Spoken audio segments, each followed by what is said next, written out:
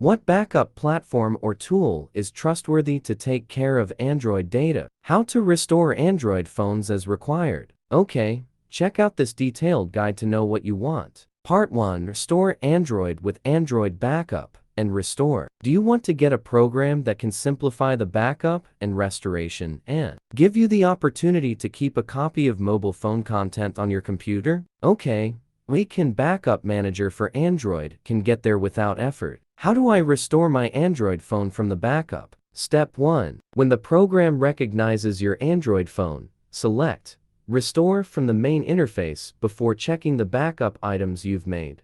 Step 2. Choose your desired file type and tap Restore to restore Android backup to the device. Part 2. Restore Android phone from Google Backup. Do you have a backup of your device on the Google server? You can easily restore the copy from Google without trouble. Part 3. How to restore Android to new phone with USB cable only from PC. Unlike iOS devices, Android-based cell phones enable users to directly copy media files between the phones and computers by drag and drop after a USB connection is made. Part 4.